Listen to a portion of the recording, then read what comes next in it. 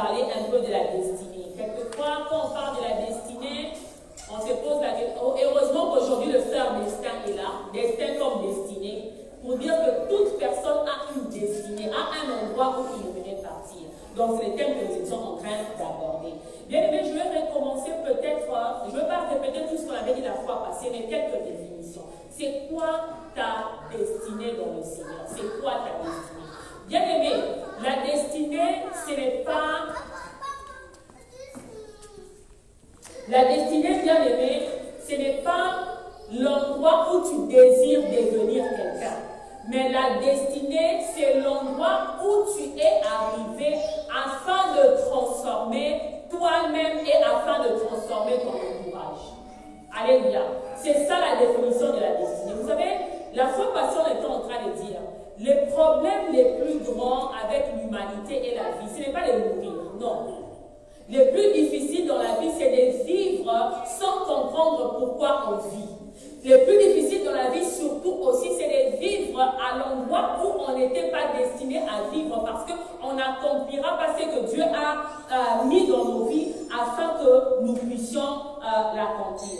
Je me rappelle que le dimanche passé, on l'avait partagé en disant que la première raison, la première condition qui t'aidera à pouvoir atteindre ta destinée dans le Seigneur, ça veut dire qu'à pouvoir atteindre les lieux où tu transformes les vies et tu transformes les territoires, c'est d'abord rencontrer Jésus-Christ. Naître de nouveau. Bien aimé, si tu n'es pas transformé, tu ne peux pas transformer les gens. Alléluia. Si tu n'es pas transformé, je m'excuse, je pense que ça ira mieux dedans. Si tu n'es pas transformé, tu ne peux pas transformer les gens.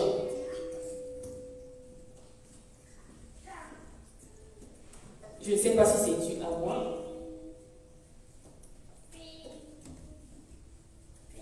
À l'autre micro.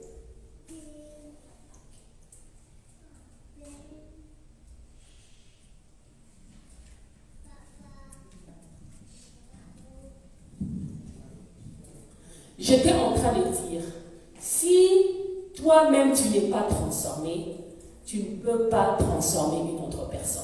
Parce que très souvent, beaucoup de gens se disent que ma vie ne change pas parce que la personne avec qui je vis doit changer. J'ai l'habitude de dire au couple, n'épouse pas quelqu'un pour le changer. Alléluia.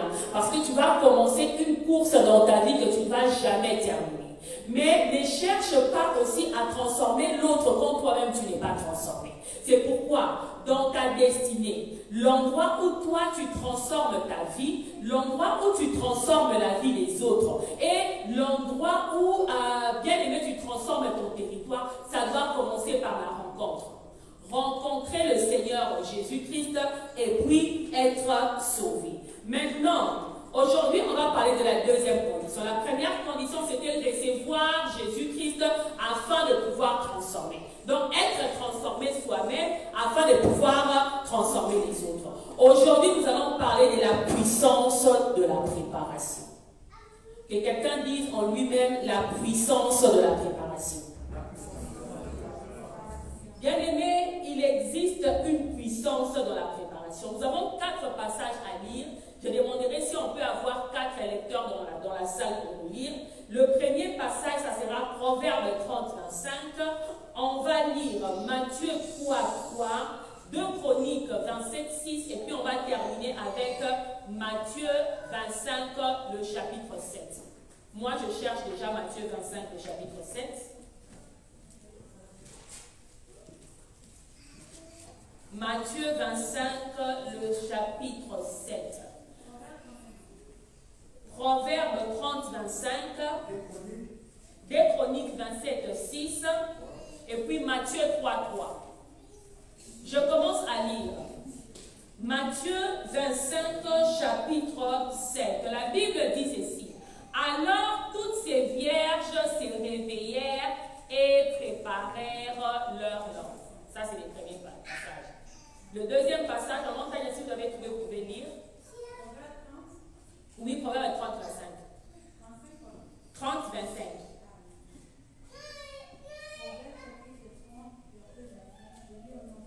Amen, amen, amen. Si nous pouvons nous tenir debout, je nous en prie. Si Dieu nous a donné la santé, la force, si nous pouvons nous tenir debout, c'est une grâce d'être en bonne santé.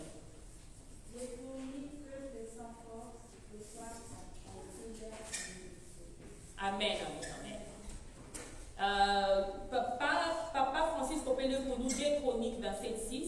2 Chroniques 27:6. Ici dit la parole de Dieu. Jonathan devint puissant parce qu'il a permis ses voix devant l'Éternel, son Dieu. Amen, amen, amen. Jonathan devient puissant. Jonadab devient puissant. Jonathan devient puissant parce qu'il a affermi ses voix devant Dieu. Affermir ses voix, c'est aussi une manière de préparation. Dans la traduction anglaise, on dit qu'il s'est préparé lui-même devant Dieu. On va lire le 3e passage, Matthieu chapitre 3, le verset 3. Je ne sais pas s'il y a quelqu'un qui a trouvé. Matthieu 3, 3, oui.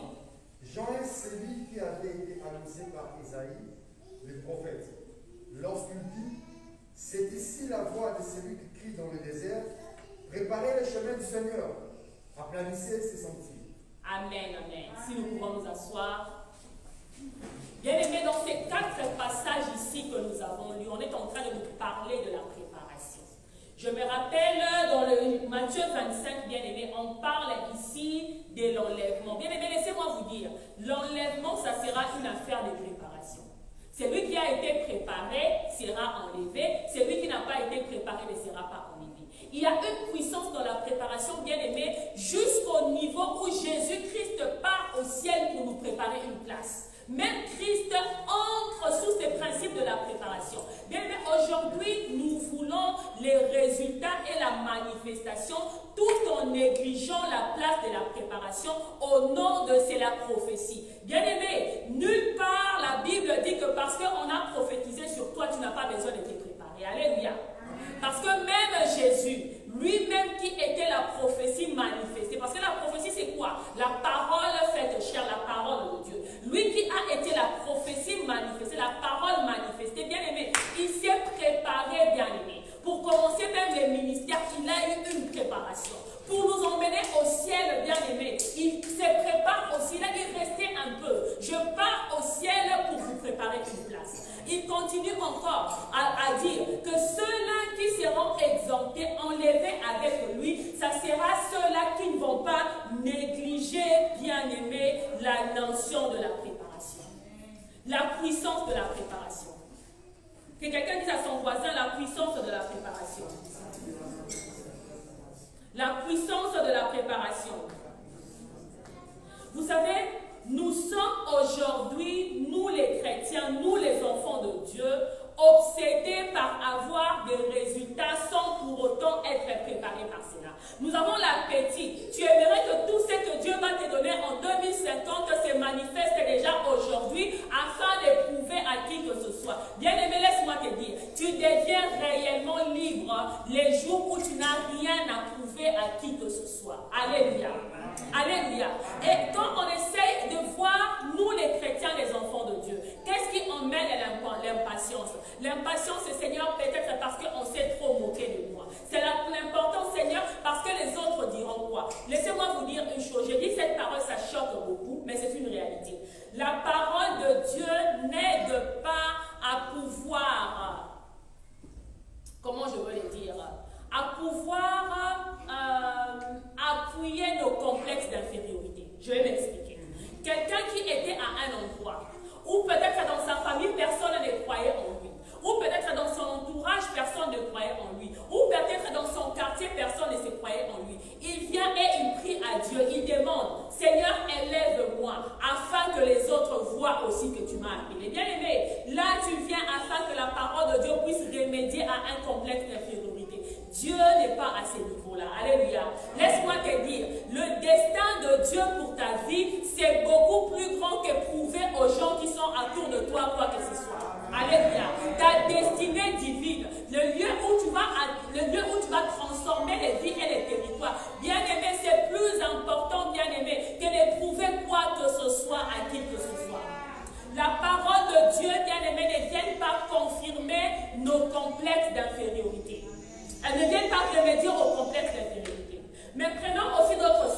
il n'y a pas que le complexe d'infériorité, il y a aussi les complexes de supériorité. Plusieurs viennent à Dieu avec les complexes. D'autres ont un complexe d'infériorité afin que Dieu puisse remédier à ça et donner un miracle. Bien-aimés, avec une motivation pareille, nous pouvons attendre des années et des années sans voir la main de Dieu. La deuxième catégorie des personnes, ce sont ceux-là qui viennent avec un complexe de supériorité. Ça veut dire quoi? Seigneur, moi je suis mieux que les autres. Seigneur, je sers mieux que les autres. Pourquoi que cette chose m'arrive? Qu'est-ce que les autres diront? Yahweh, donne-moi un miracle, juste afin que les gens croient que toi aussi que tu m'as envoyé. Éternel, donne-moi aussi une maison, afin qu'on ne dise pas que je suis venu accompagner les autres. Pourquoi seulement les autres? Bien aimé, un complexe de supériorité. Dieu ne vient pas pour confirmer nos complexes de supériorité. Alléluia. Si je suis à un endroit où je me crois supérieur aux frères B, et que si les frères B reçoivent, je dis à Seigneur, moi je ne reçois pas, et pourquoi lui il a reçu? Bien-aimé, Dieu n'exauce pas ce genre de prière, bien-aimé. Ta destinée divine est beaucoup plus grande, c'est ça. Bien-aimé, ce n'est pas pour prouver quoi que ce soit, Dieu va te bénir. J'aimerais que tu pries pour une seconde, bien-aimé. Demande à Dieu, Seigneur, scanne mon cœur et enlève en moi tout sujet de prière qui a pour sous-bassement vouloir prouver quelque chose. Bien-aimé, très souvent, ce sont des choses pour lesquelles nous ne prions pas. Nous avons une minute, commence à prier. Dis, Seigneur, chaque fois que j'ai demandé, pour prouver quoi que ce soit à qui que ce soit, Éternel, laisse que tu enlèves ces motivations dans mon cœur dans le nom de Jésus. David était en train de prier, il disait, Seigneur, donne-moi un cœur. Bien, mais nous élevons nos voix, nous sommes en train de prier. Le culte, c'est l'endroit où nous venons pour rencontrer Dieu et prier. Prends l'opportunité d'utiliser ces 60 secondes et de demander à Dieu, Seigneur, laisse que tout sujet de prière qui a pour sous-bassement vouloir prouver, Père, je n'ai rien à prouver à qui que ce soit, parce que toi tu as déjà prouvé à la croix que tu m'aimes. Père, je n'ai rien à prouver à qui que ce soit, parce que toi tu m'as délivré par amour, au nom puissant de Jésus-Christ. Amen. Si nous pouvons nous asseoir. Bien-aimés, les chrétiens, nous voulons les résultats sans préparation. C'est pourquoi quand on voit quelqu'un qui arrive au sommet, bien-aimé, tu vas remarquer que tout le monde cherchera à l'imiter. Tout le monde imite tout le monde. J'étais en train de vous dire, regardez dans nos milieux dans lesquels nous vivons. Si à cette époque-là, je ne sais pas moi, on commence à faire des vidéocross, c'est l'exemple que j'aime donner, vous allez remarquer que tout le monde envoie des cartons à Kinshasa et font les vidéocross. Mais regardez même notre vie. Quelque part, je remarque qu'on s'habille peut-être tous de la même manière, on se coiffe tous de la même manière, on se maquille de la même manière. Pourquoi? Parce que tout le monde veut imiter tout le monde, pensant que sa meilleure image se trouve dans celui qui est arrivé. J'aimerais te dire quelque chose. L'image de tes résultats, l'image de ton lieu de destinée ne se trouve pas dans celui qui est arrivé, mais il se trouve dans la parole de Dieu. Alléluia. C'est très important. Vous savez, bien aimé, la vraie valeur d'un homme, c'est très important que nous puissions partager ces choses. La vraie valeur d'un homme, bien aimé, elle ne se trouve pas dans la ressemblance avec les autres. C'est très important. La vraie valeur d'un homme, ce n'est pas quand on fait nous tous la même chose.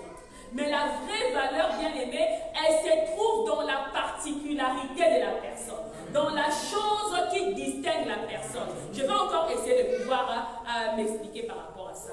Si nous tous, nous faisons la même chose, alléluia, on nous demande par exemple, je ne sais pas moi, aujourd'hui, que tout le monde fasse sortir son téléphone. On remarque que nous tous, nous faisons sortir des iPhone 11 qui sont bleus. Bien aimés, aucun de ces iPhones-là n'aura une valeur plus que les autres parce que c'est pareil. Mais la personne qui va se distinguer dans son territoire, ça sera la personne qui aura la possibilité d'emmener quelque chose qui n'existe pas. C'est pourquoi, bien aimé, laisse-moi te dire que la voie de tes bénédictions, bien aimé, pour ce monde, ça n'existe pas encore, mais Dieu va les créer pour toi au nom de Jésus-Christ. Alléluia. Quand tu cherches dans la voie du Seigneur, quand tu cherches dans le Seigneur à pouvoir atteindre ton lieu de la destinée, bien aimé, n'imite pas les autres. Le seul modèle à imiter, c'est Jésus-Christ. Paul était en train de dire, soyez mes imitateurs comme moi je le suis de Christ. Ça veut dire que nous et Paul, nous tous, nous avons un seul imitateur, Jésus-Christ.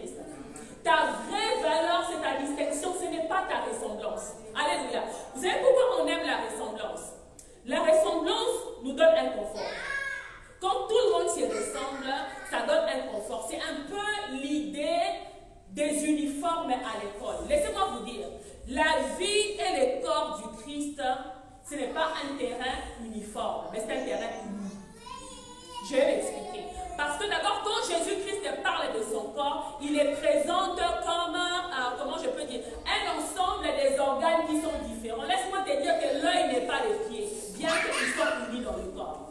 Laisse-moi aussi te dire que ta bénédiction ne sera pas nécessairement comme la bénédiction de l'autre. Parce que peut-être que lui c'est l'œil, mais toi tu es les pieds. Mais chacun de nous a sa place à Jésus-Christ. Et la place c'est quoi? C'est pour nous être unis à Jésus-Christ, être attachés à Jésus-Christ. Cela est très important. Je voulais demander au pasteur Simon, je dois terminer à quelle heure? À 43. À 43. Ok. Vous savez bien aimé, on se détruit quand on manque l'ingrédient qu'on appelle préparation. Si Jésus-Christ ne s'est pas exempté de ces principes, bien aimé, il pouvait naître du ventre de Marie. Après quelques temps, il s'est dit de toutes les manières, je suis la parole faite chair. On allait voir un bébé de 2 ans commencer à pouvoir faire des miracles. Mais bien aimé, il est passé par une préparation. Et laissez-moi vous dire, une autre personne qui est passée par la préparation, malgré l'onction, c'est David. David était oint par Dieu, mais il devait passer par une préparation. Ce message, la rencontre de Dieu nous est destiné. Parce que l'Éternel a parlé, il nous a donné des oracles. Nous étions là en jeûne, nous avons prié, Dieu a parlé au travers de ses serviteurs et de ses servantes. Certains peut-être se posent la question, Seigneur, tu as parlé, je ne vois pas encore ces choses. Bien aimé, quand tu ne vois pas ce que Dieu a dit dans ta vie, ça veut dire que tu dois t'asseoir d'abord sur les bancs de la préparation. Bien aimé, avant d'arriver au sommet, bien aimé, il y a une préparation. David devait passer par l'expérience des lions avant qu'il ne puisse tuer Goliath. Mais aujourd'hui, nous ne voulons pas les lieux de la préparation, nous voulons les lieux de la manifestation. La manifestation précoce. Tout le monde aimerait être manifesté. Tout le monde aimerait directement paraître. Seigneur, peut-être que c'est le moment. Pourquoi on ne me voit pas? Pourquoi comme ceci? Mais bien aimé, on oublie la puissance qui existe dans la préparation. J'ai beaucoup aimé le passage que Maman Tania a lu. Je pense que c'était dans Proverbe. Proverbe parle des fourmis. Il dit que les fourmis, c'est un peuple puissant. Pourquoi?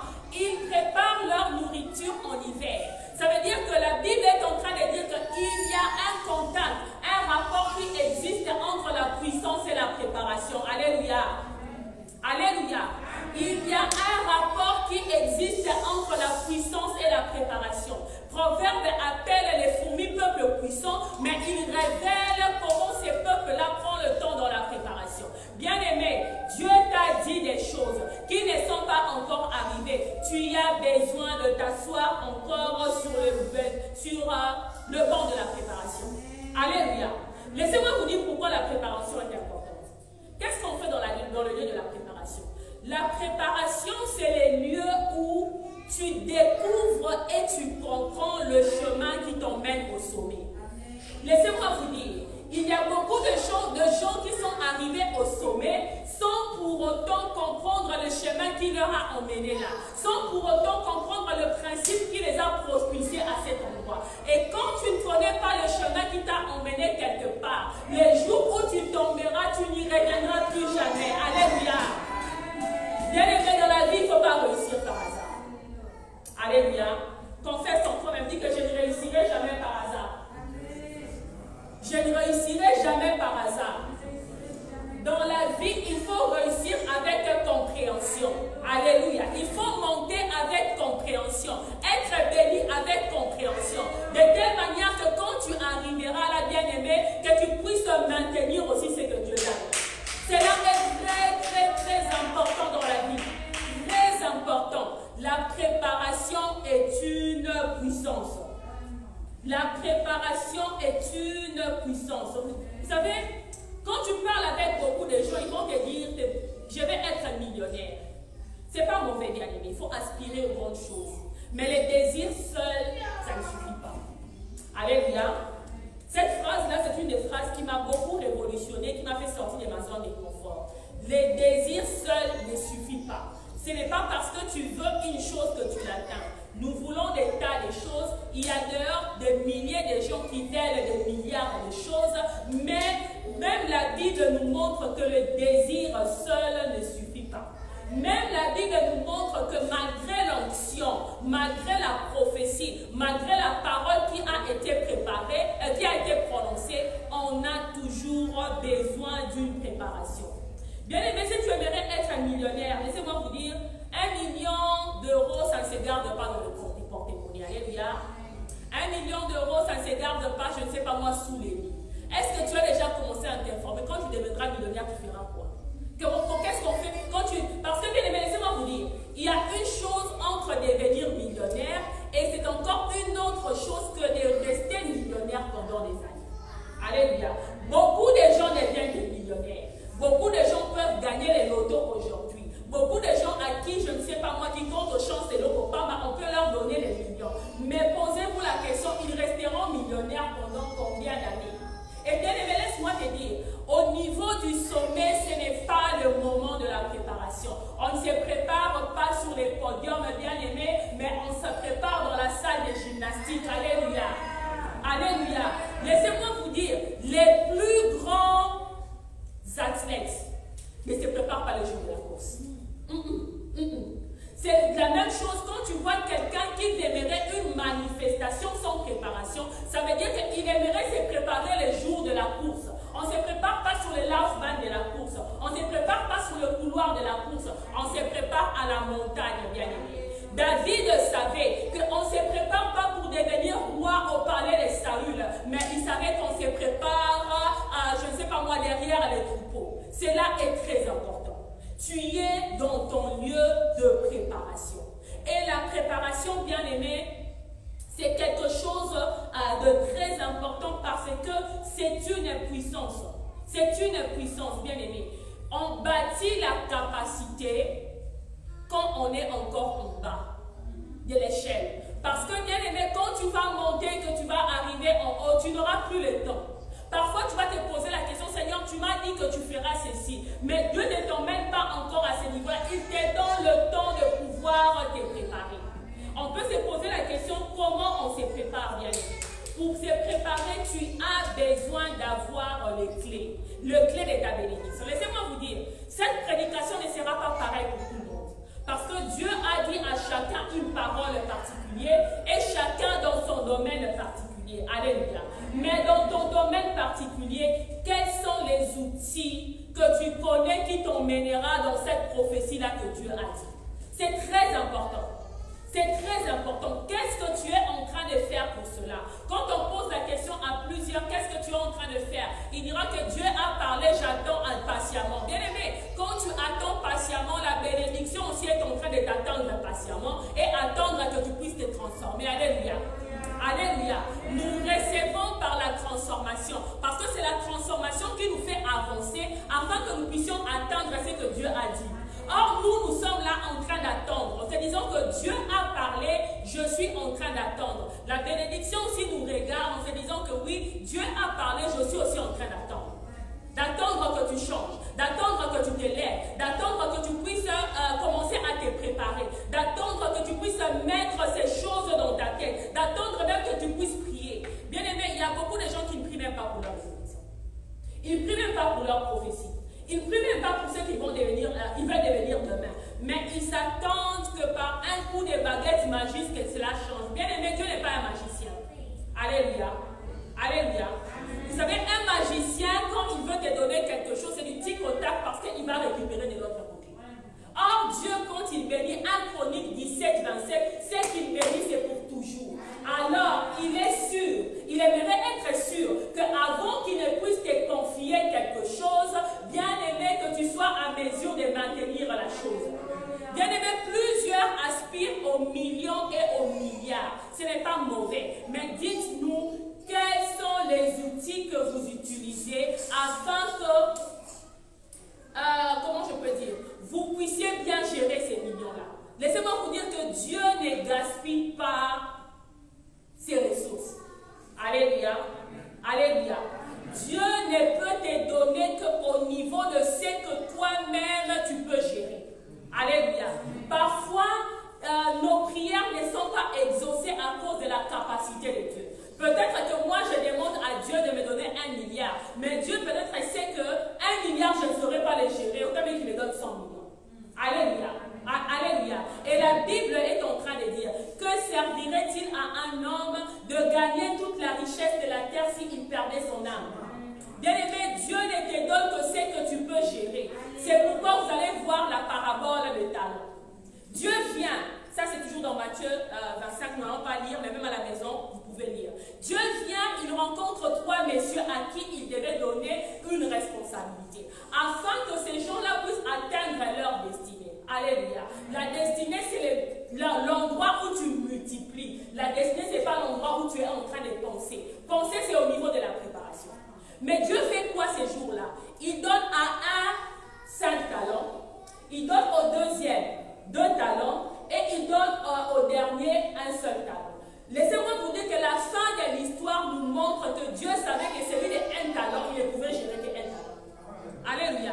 Parce qu'en fin de compte, il est parti de creuser la terre et pouvoir l'enterrer. Si on lui avait donné alors 2, qu'est-ce qu'il allait en faire? Peut-être qu'il allait perdre une âme. Et la Bible montre aussi que celui qui avait 2 talents, bien aimé, il avait bâti la capacité de pouvoir gérer 5 talents. Et il en a gagné, la Bible dit, 5 autres. Celui qui avait 2 talents aussi, il avait la capacité de pouvoir gérer 2 talents. Alléluia. C'est comme ça que Dieu avance. Et vous savez, laissez-moi vous dire quelque chose. Ces 3 personnes-là, ils avaient aussi leurs défis.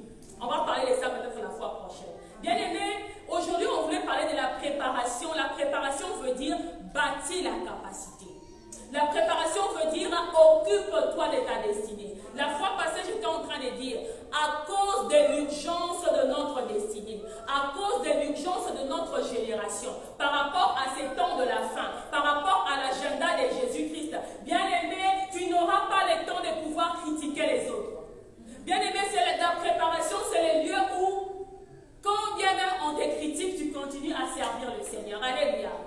Laissez-moi vous dire, toi on te critique par 2 ou 3 personnes, tu te dis par exemple, parce que 2 ou 3 personnes m'ont critiqué, je quitte l'église. Peut-être que le niveau où Dieu va t'emmener, tu auras un journal qui va te critiquer. Si tu ne sais pas gérer les critiques de 3 ou 4 personnes, comment tu vas gérer les critiques d'une chaîne de télévision? Comment tu vas gérer, bien aimé, comment je peux dire, les critiques de toute une nation? Alléluia. Les lieux de la préparation. C'est les lieux où on est en train de pouvoir bâtir les capacités. Bien aimé, Dieu aimerait que tu puisses cette fois-ci bâtir tes capacités. Bâtir les capacités, c'est aussi les challenges. Rappelons-nous, on va bientôt terminer. On a parlé de 3 messieurs. Ils avaient reçu 5 talents, 2 talents et puis 1 talent. Bien aimé, celui qui avait reçu 5 talents, il devait aussi se préparer, bâtir la capacité. Pourquoi? Parce qu'il pouvait avoir un complexe de supériorité. Et dire, déjà Dieu m'a donné 5. Et il a donné aux autres 2, 1. Donc celui qui a 1, pour qu'il arrive à mon niveau, ça sera d'abord beaucoup de travail, je me limite là. Bien aimé, j'ai l'habitude de dire, ne mets jamais un point final au travail de Dieu dans ta vie. Alléluia. Quand bien même ton capital de départ c'est 1 million, les talents ne sont pas donnés pour être plantés, mais pour être multipliés au nom de Jésus. Alléluia. Très important. La deuxième personne avait reçu 2 talents. Même lui aussi, il avait ses défis. Vous savez, son défi, ça allait être quoi? La jalousie.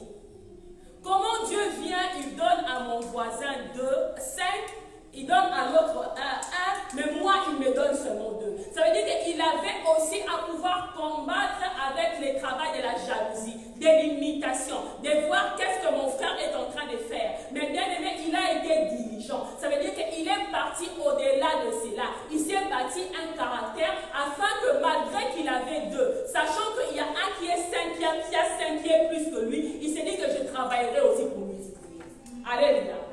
La troisième personne, c'est la personne qui avait eu 1 talent. Lui, il devait combattre contre les mauvais cœurs.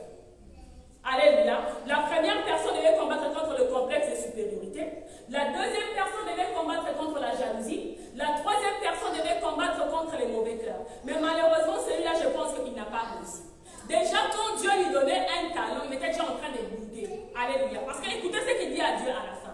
Il dit, je savais que tu es un maître qui moissonne là où là où tu n'as pas sémé. Je sais que tu es un maître sévère. C'est pourquoi je n'ai pas planté. J'ai pris ton argent, j'ai enfoui ça sur la terre. Dieu lui a dit, tu es un mauvais serviteur. Pourquoi? Déjà, quand Dieu lui donnait un talent, bien aimé, ça avait créé le ressentiment. Rappelons-nous, les ressentiments t'empêchera de marcher sur la voie de ta destinée. Les ressentiments t'emmènera à voir à gauche et à droite. Les ressentiments peuvent t'amener à imiter. Mais laisse-moi te dire, le scénario qui emmènera ta bénédiction n'est pas comme celui de l'autre. Alléluia.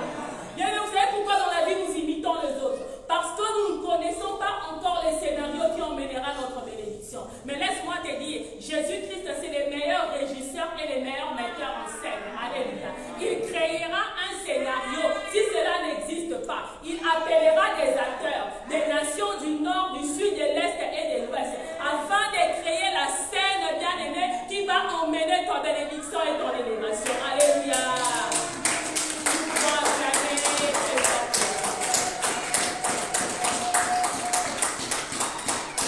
Nous sommes arrivés à la fin. Si tu dois nous aider pour prier. Bien, tu vas commencer à prier. Dis, Seigneur, mon Dieu, mon roi, que rien ne m'empêche à atteindre ce que tu as prévu pour moi cette décennie. Commence à prier.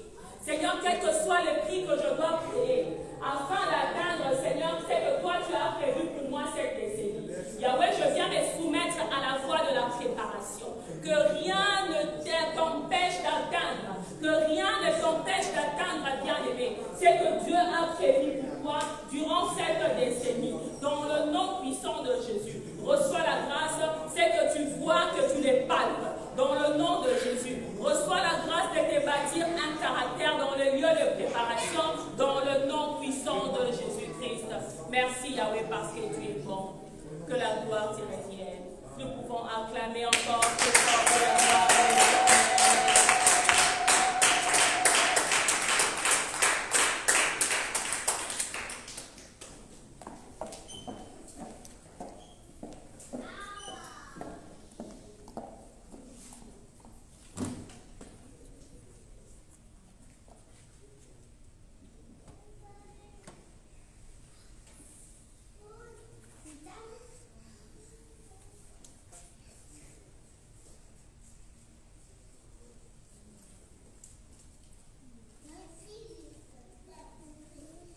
Je demande aussi à ceux qui sont à la maison, qui ont préparé aussi leur table du Seigneur, s'ils peuvent déjà mettre ça près d'eux.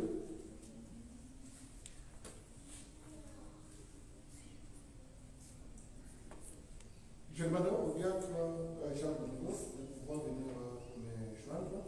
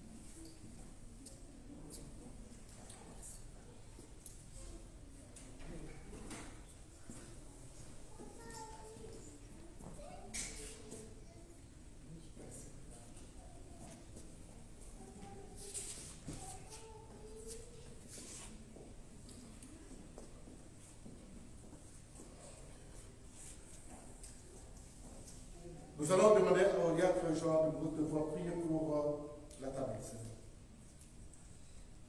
Éternel Dieu Tout-Puissant, Seigneur, nous disons merci, Seigneur, de tout ce que tu as fait, Seigneur Jésus-Christ, dans cette équipe d'aujourd'hui. Elohim, nous allons passer dans la table sainte, Seigneur. Nous allons manger ton corps et nous allons boire ton sang, Seigneur. Est-ce que toi, tu puisses manifester, Elohim? Parce que c'est la recommandation que tu nous as laissée, Seigneur, de faire ça. Elohim, je sais que quand nous allons manger, Seigneur Jésus-Christ, c'est que nos vies vont changer, Seigneur. Tous les défis, Seigneur, sera. Tout défi, Seigneur Jésus-Christ, tu vas manifester encore puissamment, Seigneur. Laisse que ta présence puisse régner maintenant dans le nom précieux de notre Seigneur Jésus-Christ. Nous disons gloire et louange à toi, Seigneur. Gloire et louange à toi, Seigneur Jésus-Christ. Nous allons prendre le corps de Jésus-Christ, nous bien-aimés. Nous allons le briser et nous allons manger cela avec action de grâce.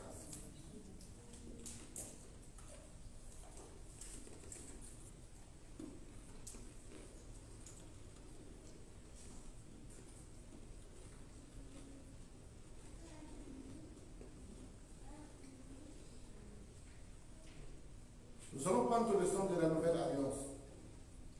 Nous allons prendre ce sang avec action de grâce.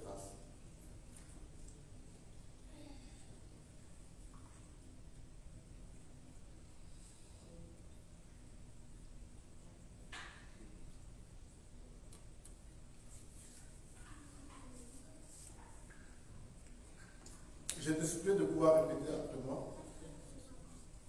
Cher Saint-Esprit, aide-moi, Simon, de pouvoir bien me préparer pour ma destinée. Que chacun nous puisse prier pendant 1 minute et puis je vais clôturer. Je prie parce que la présence de Dieu est là. Nous sommes en train de voir ce que Dieu est en train de pouvoir faire dans nos vies. Il est à ton écoute. Et quand tu t'adresses à lui, tu lui présentes toutes tes requêtes, je veux que tu puisses le savoir qu'il va te répondre. Il est ce Dieu fidèle, ce Dieu compassif. Seigneur, mon Dieu, notre Père, je te présente ce que mon frère, ma soeur te demande, que tu puisses leur répondre au nom puissant de Jésus. Apprends-nous au jour le jour à pouvoir nous préparer pour la destinée que tu as réservée pour nous. Au nom puissant de Jésus-Christ. Apprends-nous à pouvoir nous préparer pour les bénédictions que tu as réservées pour nous. Au nom puissant de Jésus-Christ. Amen. Amen. Nous allons tenir debout pour recevoir la bénédiction.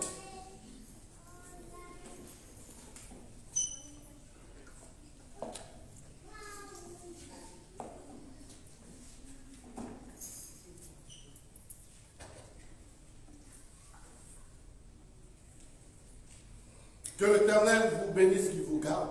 Amen. Et que le Saint-Esprit dirige vos pas. Partout où vous serez, la gloire de Dieu se manifestera. Amen. Tout ce que vous allez toucher, je déclare déjà que vous avez réussi au nom puissant de Jésus. Il y aura du succès dans vos vies, du point de vue spirituel, matériel, physique et financier, au nom puissant de Jésus. Et la gloire de Dieu sera toujours comme un témoignage dans vos vies. Et que la paix que le monde ne pourrait jamais comprendre soit votre partage, dès maintenant jusqu'à l'éternité. Et que la joie de l'Éternel vous accompagne partout où vous serez. Nous avons appris que les bénédictions ne viennent pas pour que nous puissions avoir la joie, mais les bénédictions se manifestent dans la joie. Et que cette joie demeure à nous d'une manière permanente. Au nom saint de Jésus. Et que le jour de l'enlèvement, que nous puissions être prêts pour que nous soyons enlevés. Amen. Au nom puissant de Jésus-Christ. Amen. Amen. Amen. Vraiment, un dimanche béni, une semaine bénie au nom de l'Éternel. Amen.